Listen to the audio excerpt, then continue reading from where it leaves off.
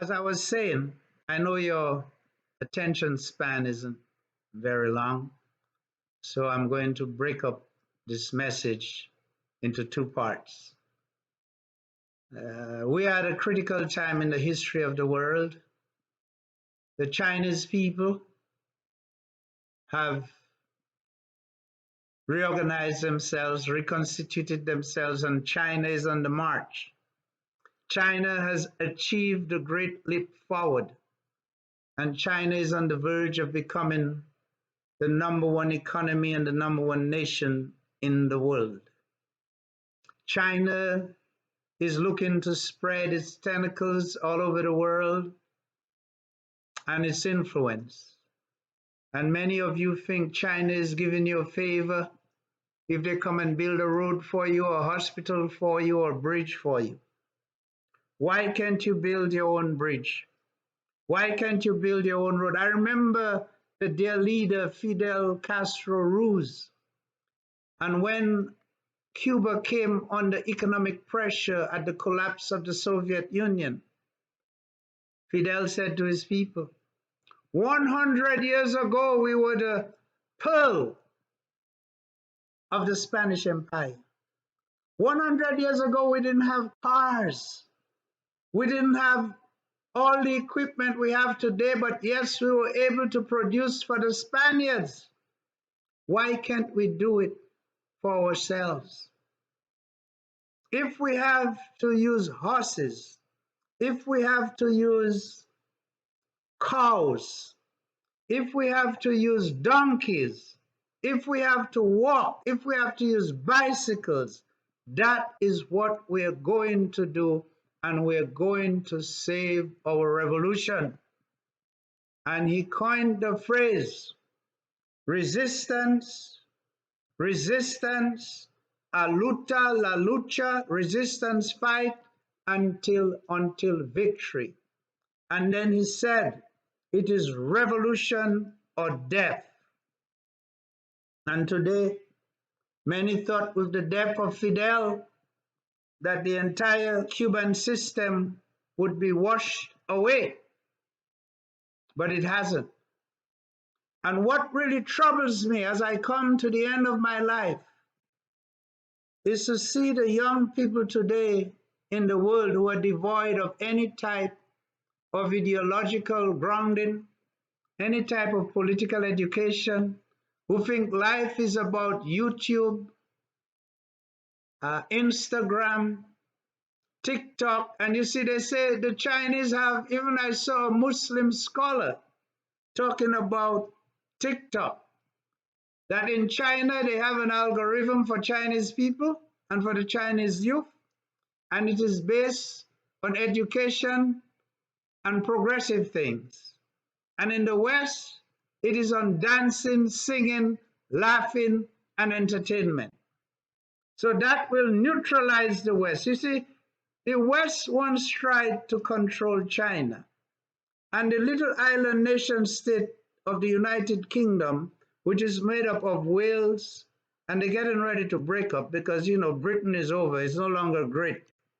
So Britain is made up of Wales, England, and Scotland, and Northern Ireland. And that little island was able to go out and conquer all these people around the world, all these people, including the United States. And now London Bridge has fallen. So Great Britain is no longer great. And they tried to conquer China. They brought opium into China to make the Chinese high so they could take over. But there were so many Chinese people that when the British started to intercourse the Chinese, they were not able to continue to dominate China. And today China has had a renaissance. China has regained control of what is it? It starts with M. Man something. Anyway, it's a big place where they have gambling, prostitution, drugs, and alcohol. And then China regained Hong Kong.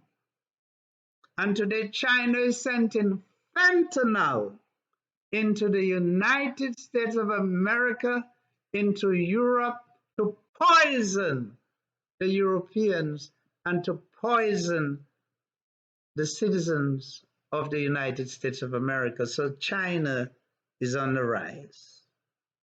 And some of you think that China is coming to give you help.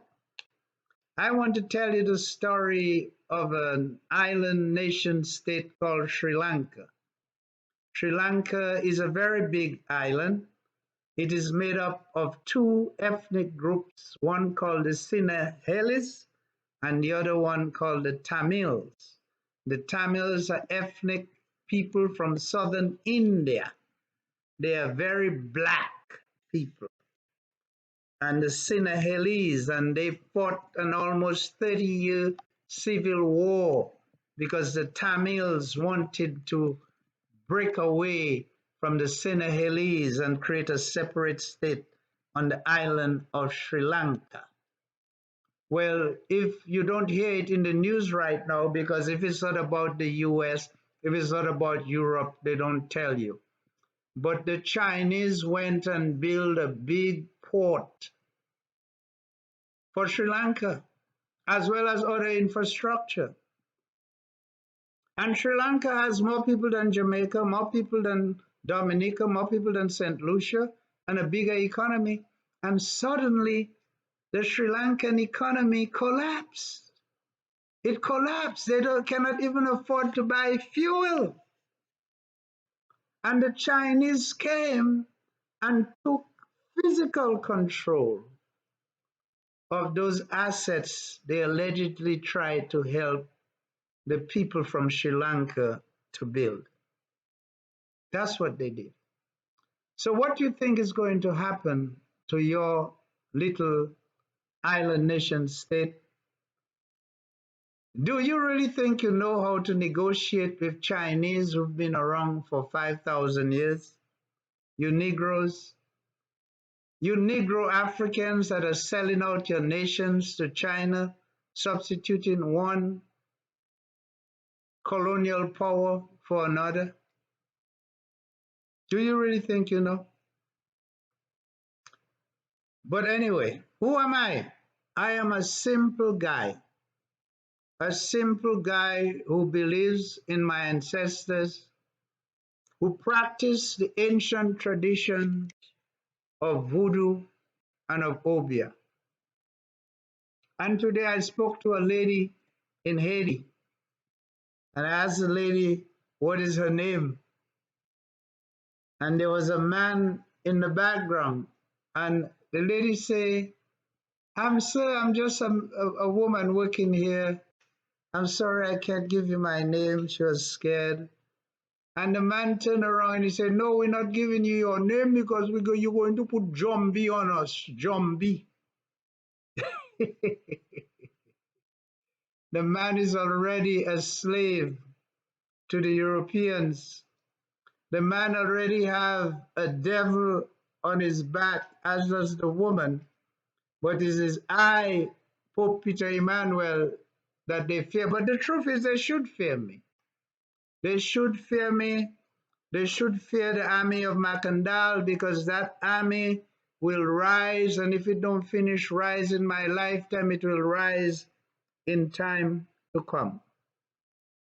Before I go, I want to tell you that it's only ignorant people that fear voodoo.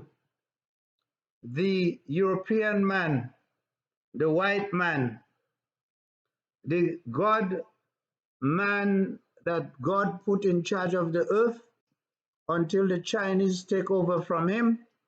Look at what he's selling.